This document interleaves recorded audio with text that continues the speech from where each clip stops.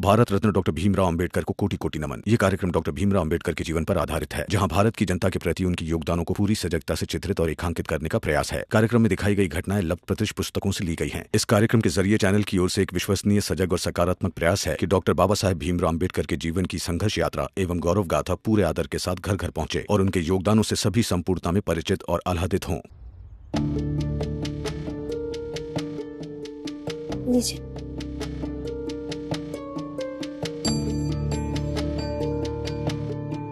अब इस बार बात हारिया जीत की नहीं है, बल्कि संतुलन की है।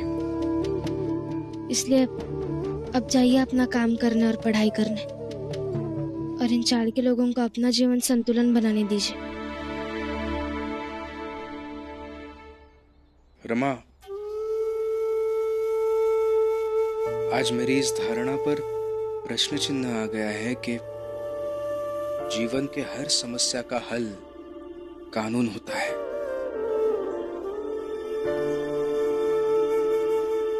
मैं इस पर जरूर सोचूंगा रमा।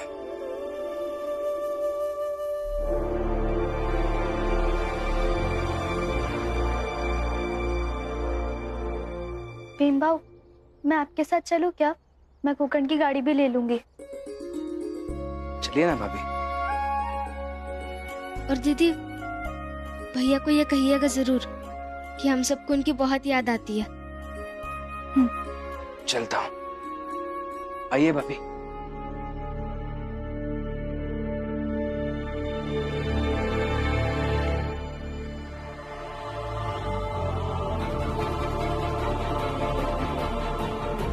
आप पत्थर मारिए नहीं तो कुछ भी कीजिए, मैं नहीं जाऊंगा यहाँ से। आप मुझे अपना शिष्य बना लीजिए और पढ़ा दीजिए समाजशास्त्र।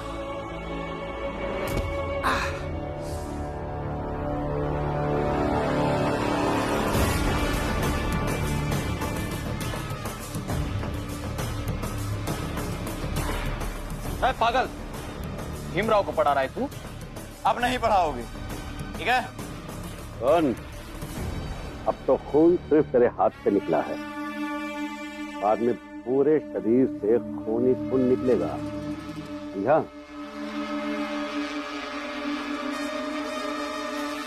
भीमराव, भीमराव, भीमराव, भीमराव। गुरुजी, ये तो गुरुजी की आवाज है। गुरुजी, ये आपके हाथ को क्या हुआ है? दिखाइए।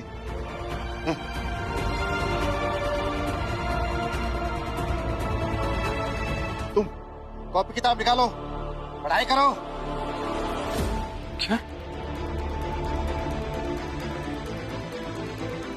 हाँ, पढ़ाई करूंगा गुरुजी, लेकिन पहले बताइए तो सही, ये लगा कैसे? आप घायल हैं, आप ऐसा क्यों कह रहे हैं?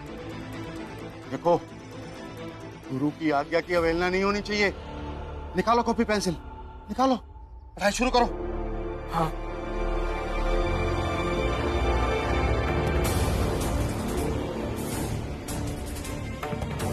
भीम तो आ ही रहा था पढ़ने, आवाज देकर इसलिए जल्दी बुलाया ताकि तुम्हें जल्दी जवाब दे सकूं। खूब जानता हूं तुम्हारे बारे में, खूब सुना है मैंने भीम को छुट कराया, धमकाया, लेकिन भीम पर कोई फर्क नहीं पड़ा। जब जब मेरे शिष्य पर कोई फर्क नहीं पड़ा तो गुरु पर कैसे पड़ेगा? तुम निकालो, निकालो कॉपी किताब, लिखो, लिखो। समाज की सबसे बड़ी धरोहर है उसमें रहने वाले लोगों का सभ्य होना। जिस समाज में सभ्य लोग नहीं रहते ना, उसका पतन निश्चित है। क्या क्या कहा? हम सभ्य नहीं हैं? हाँ पगले?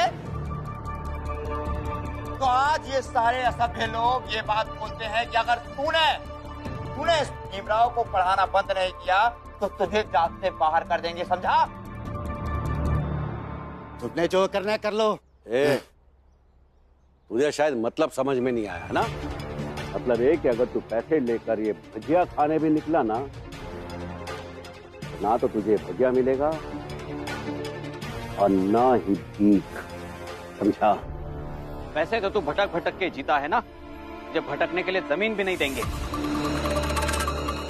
हाँ, इसलिए अगर यहाँ रहना चाहता है तो पढ़ाना बंद कीजिए। आज मेरी इस धारणा पर प्रश्न चिन्ह आ गया है कि जीवन के हर समस्या का हल कानून होता है। आप सबको जो करना है कर लीजिए, मैं पढ़ाऊंगा इसको।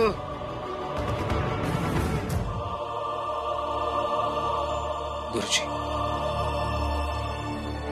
मैं नहीं पढ़ूंगा। वाह वाह अगले समझदार होना दिया तूने इसे। हाँ, वैसे भी भीमराव की वजह से बहुत सारी जिंदगियां बर्बाद हो चुकी हैं, तो एक और जिंदगी क्यों बर्बाद हो? नहीं भीम, ये लोग डरा रहे हैं तुझे। नहीं गुरुजी, मैं डर नहीं रहा हूँ।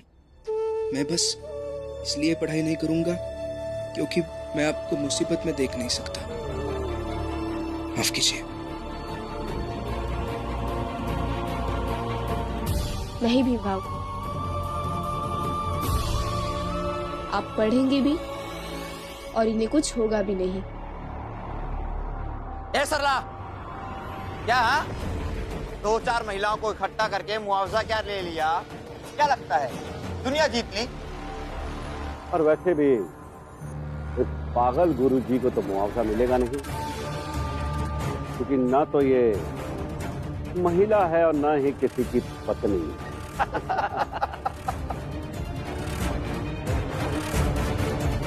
सरला जी, ये इतने पैसे हैं कि आप इन लोगों से दूर जाकर कहीं नया जीवन शुरू कर सकते हैं। और इसे मेरी मदद मत समझिएगा, बल्कि फीस समझिएगा। भीमराव की पढ़ाई की। लेकिन सरला जी, आपकी बीवी ने मेरी इतनी मदद की है, तो थोड़ी मदद मुझे भी करने दीजिए। और ना मत कहिएगा। और आप सब जाइए और ये मानकर जाइएगा कि आपने इस व्यक्ति को जात से बाहर कर दिया है। जाइए।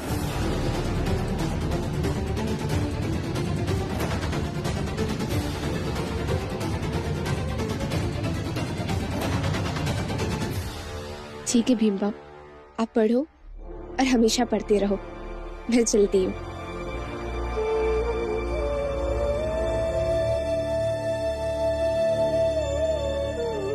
भीम, तुम यहीं रुको, मैं अभी आता हूँ।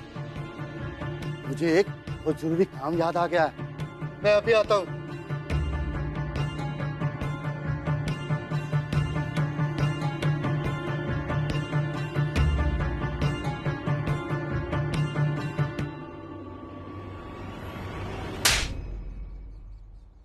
वहाँ तुम्हारे शिष्य थे, इसलिए थप्पड़ नहीं मारा। आज का सबसे बड़ा दुश्मन गैर जिम्मेदार शिक्षक होता है। ये बात गांठ मान लो, वरना इतिहास के गुनहगार बन के रह जाओगे। हाँ।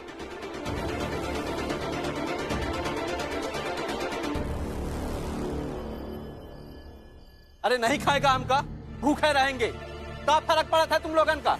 अब फर्क तो पड़वे करेगा ना। अब पति नहीं खाएगा तो हम पत्नी लोग कैसे खा ले खाना? हाँ तो ठीक है, सबसे पहले तुम सब माफी मांगो हम सबसे। हाँ, और कसम खाओ कि तुम भीम और रमा के बहकाव में नहीं आओगी।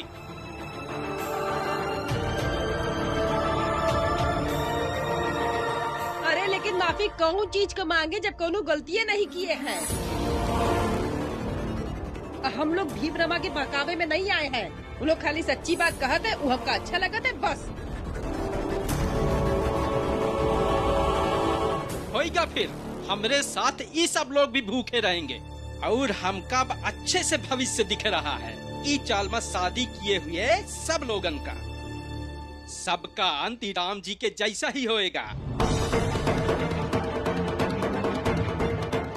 भीम और रमा के बहकावे में आए के सब औरतें अपन अपन घर छोड़ के चली जाएंगी, जैसन जीजाबाई चली गई है।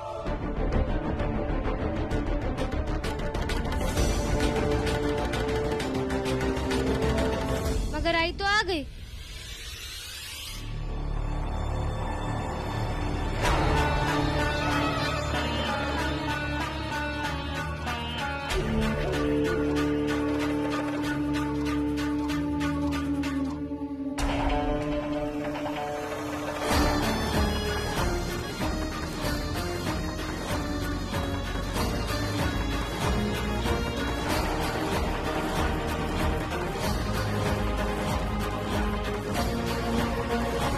जिस काम के लिए गई थी वो हो गया ना? अंदर चलो।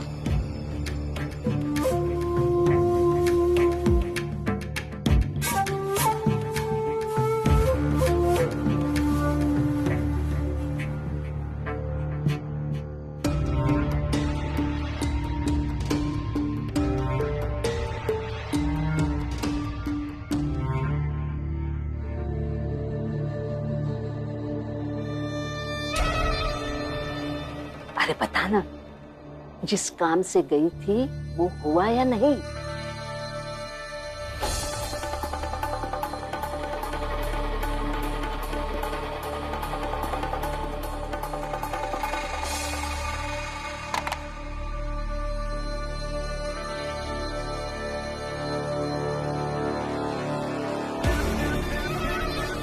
वाह वाह जीजा भाई वाह। वैसे भी वो तेरे मैके की तेरे नाम पर जो जमीन थी वो किस काम की थी? अब उस जमीन के बदले तू ये पैसे ले आई और इस पैसे से पूरी चाल में भीम के समर्थकों को खरीद लेंगे और पूरी चाल फिर तुम्हारे साथ होगी जीजा भाई। आज जो भीम का रुतबा है कल तुम्हारा हो जाएगा, देख लेना। आज तक भीम के सामने कोई नहीं टिक पाया है भाभी, लेकिन अब उसके सामने मैं खड़ी रहूंगी, टिकूंगी भी और जीतूंगी भी। लेकिन इस लक्ष्य को पाने के लिए आपको यहाँ रहना होगा, आपकी जरूरत है मुझे। तब तक आप कहीं नहीं जाएंगे। ये मेरे लिए आखिरी मौका है भाभी, और आप मेरी आखिरी उम्मीद। इस घर में आज तक ना ही मुझे मेरा हक मिला है और ना ही सम्मान, लेकिन अब मैं सब कुछ पाकर रहूंगी, सब कुछ। जीजा भाई, इस लड़ाई को मैं जितवाऊंगी और अब जैसे जैसे हमने योजना बनाई है वैसे वैसे हमें करते रहना है।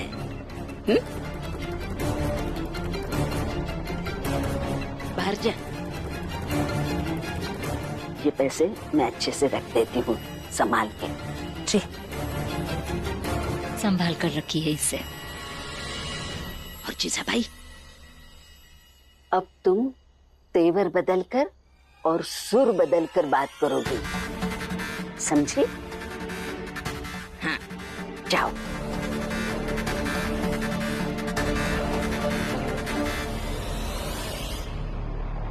तो ठीक है, जब तुम लोग खाना नहीं खाओगे तो हम लोग नहीं खाएंगे, रह जाएंगे भूखे। और का क्यों भूखा रहना है? और भूखा रहने से क्या होगा? ऐसे बेवजह क्यों लड़ रहे हैं आप लोग?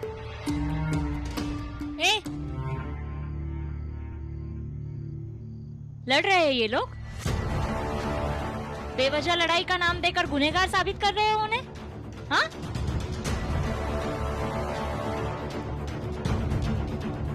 जीजा भाई, अभी मायके से आई हो, जाकर आराम करो। अतई चाल के मसलों में बोलने की कोई जरूरत नहीं। जरूरत है।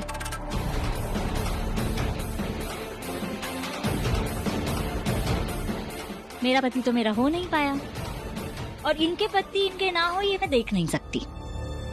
अगर अपनी बीवी का बोलना पसंद नहीं आ रहा है तो अंदर जा सकते हैं आप। हाँ जीजाबाई, ये किस तरह बात कर रही है भैया के साथ? अच्छा हुआ आप भी यही है। एक काम कीजिए, अपने भाई को लेकर आप भी अंदर चले जाइए। जाइए, कोई काम नहीं है आपका यहाँ।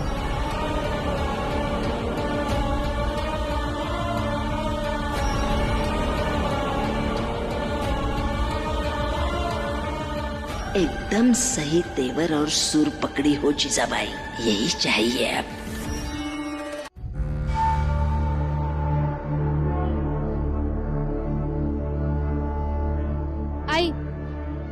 आई, इन औरतों की कोई गलती नहीं है। आप इन सारे मर्दों से माफी मांगकर सारी औरतों को गुनहगार क्यों बना रही है? मत मांगिए। अकल वकल तो है नहीं, माफी नहीं मांग रही हूँ, निवेदन कर रही हूँ कि आप सब भी खाना खा लीजिए और अपनी पत्नियों को भी खिला दीजिए।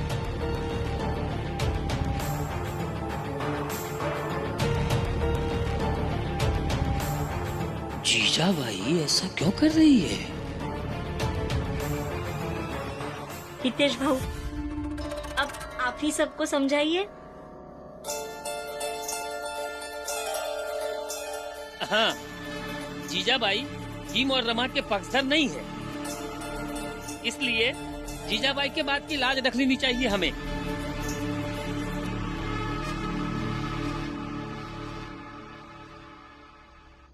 जनार्दन, जोखू और सकाराम, तुम लोग तीनों खाना खा लो और अपनी अपनी पत्नी को भी खिला दो। अब आगे की बात बाद में देखेंगे। क्या बाद में देख लेंगे? अभी अच्छे से रहिए ना आप। रमा, अंदर चलो, चलो अंदर। अरे क्यों खड़े खड़े मुंह देख रही है? रोज का है, छोड़ो इन्हें। जाइए, खाना बनाइए और अपने पतियों को भी खिलाइए। जाइए जाइए।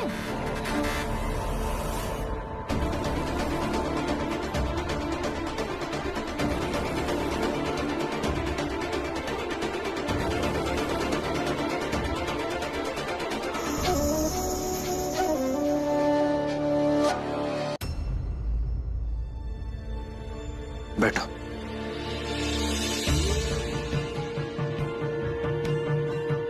देखो रोमा, बाहर जो कुछ भी हुआ उसके बारे में भले ही हम कुछ नहीं कर सके, लेकिन हम अगर चाहते हैं तो यहाँ बैठकर दोनों आराम से पढ़ सकते हैं। कुछ देर पढ़ाई करेंगे। लो।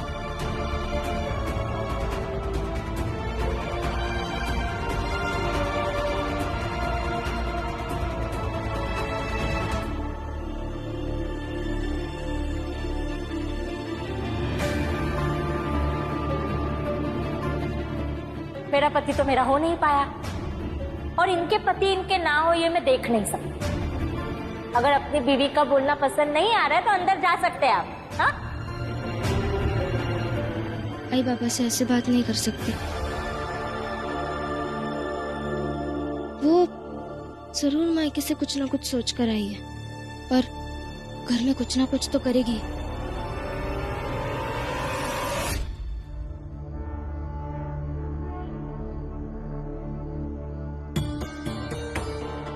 तुम्हारे भाभी ने तुम्हें संदेश नहीं भिजवाया?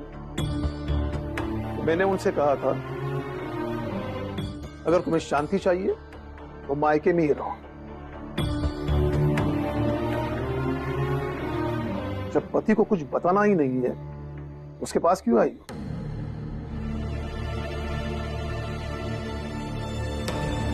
ईसा भाई, मैं तुमसे कुछ पूछ रहा हूं, जवाब दो। कब से बोले जा रहा हूं, तुम सुने जा रही हो? बेवकूफ नहीं हूं मैं। मेरे सवाल का जवाब दो।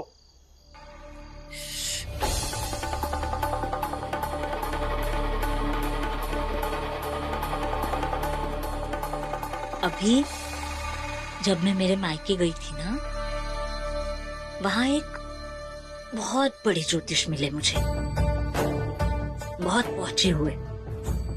तो उन्हें बताया मैंने कि मेरे ससुराल में सब लोग बहुत सवाल करते हैं, तो उन्होंने मुझे बहुत ही अच्छा उपाय बताया। पूछिए कौन सा? पूछिए ना। कौन सा? यही कि जब कोई ज्यादा सवाल करने लगे तो मौन व्रत धारण कर लूं। और अब से मैं यही करने वाली हूँ। अच्छा, मतलब तुम कुछ भी कहो, कुछ भी करो, तुमसे कोई सवाल पूछे तो उसका जवाब ना दो, ऐसा नहीं चलेगा। मैं चलने नहीं दूंगा।